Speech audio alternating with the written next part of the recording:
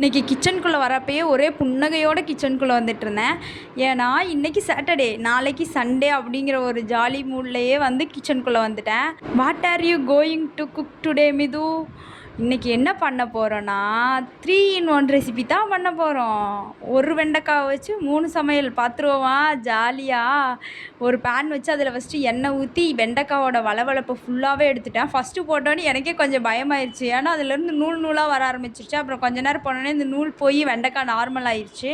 அப்புறம் மீதி வெண்டைக்காவை எடுத்து அம்மா ஃப்ரிட்ஜில் வைக்க போனாங்க. இன்னும் ஒரு 4 வெண்டைக்காய் தான் இருந்தது, கொடுங்க அதை வச்சு இன்னொரு ரெசிபி நான் உங்களுக்கு செஞ்சு தரேன்னு சொல்லிட்டு அந்த வெண்டைக்காவெல்லாம் வாங்கி அதையும் கட் பண்ணி வச்சுக்கிட்டேன். அப்புறமா வந்து ஒரு பேன் வச்சு அதில் வந்து தேவையான அளவுக்கு ஆயில் ஊற்றிட்டு அதில் கடுகு கொஞ்சம் போட்டு அதுக்கப்புறமேட்டி ஒரு பெரிய வெங்காயம் வந்து அம்மா நறுக்கி வச்சுருந்தாங்க. அந்த பெருவெங்காயம் 2 வரமிளகா, கருவேப்பிலை தழை இதெல்லாம் போட்டு நல்லா வந்து வதக்கிக்கணும் ஃபஸ்ட்டு. அது நல்லா கண்ணாடி பதத்துக்கு வதங்கினோன்னையும் ஒரே ஒரு மீடியம் சைஸ் தக்காளி வந்து கட் பண்ணி வச்சுருந்தேன், அதையும் போட்டு நல்லா வதக்கிக்கணும். அது நல்லா வதங்கினதுக்கு அப்புறமேல் வந்து ஒரே ஒரு டேபிள் ஸ்பூன் சாம்பார் தூள், ஒரு டேபிள் ஸ்பூனு டீஸ்பூனான்னு தெரில, நீங்கள் கண்டுபிடிச்சிக்கோங்க அது என்ன ஸ்பூன்னு எனக்கு தெரில. அதில் வந்து ஒரு டேபிள் ஸ்பூன் சாம்பார் தூள், 1/4 டேபிள் ஸ்பூன் மஞ்சத்தூள் எல்லாம் போட்டு அப்புறம் உப்பு கொஞ்சம் போட்டு நல்லா வதக்கிக்கிட்டேன். வதங்கினதுக்கு அப்புறமேல அதோட பச்சை வாசனை போனதுக்கு அப்புறமேட்டு நம்ம ஃபஸ்ட்டு வதக்கி வச்சுருந்தோம்ல ஒரு வெண்டைக்காய் எண்ணெயில் போட்டு வளவளப்பு எடுத்தேன், அந்த வெண்டைக்காவை போட்டு நல்லா வதக்கிக்கிட்டு வெந்ததுக்கு அப்புறமேல் வந்து அதில் வந்து டிஃபன் பாக்ஸுக்கும் சாப்பாடு கிளறிட்டோம். எங்கள் அம்மா வந்து இன்றைக்கி வந்து பருப்பு குழம்பு தான் வச்சுருந்தாங்க, அதுக்கு வந்து கடிச்சிக்கிறதுக்கும் வெண்டைக்காய் பொரியல் மாதிரி வச்சுக்கிட்டோம்.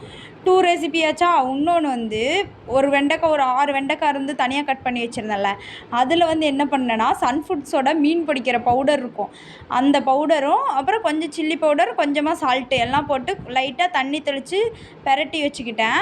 அது நல்லா மிக்ஸ் பண்ணி வச்சதுக்கப்புறமேல் வந்து ஒரு குட்டி வடைச்சட்டி வச்சு அதில் எண்ணெய் ஊற்றி ஒரு வெண்டைக்காய் வந்து எடுத்து போட்டு டெஸ்ட் பண்ணி பார்த்தேன், எண்ணெய் காஞ்சிருச்சா இல்லையான்னு. காஞ்சிருச்சு. அதுக்கப்புறமேட்டு எண்ணெய் போட்டு அதில் பொரித்து சாப்பிட்டோம்னா சூப்பராக இருக்கும்.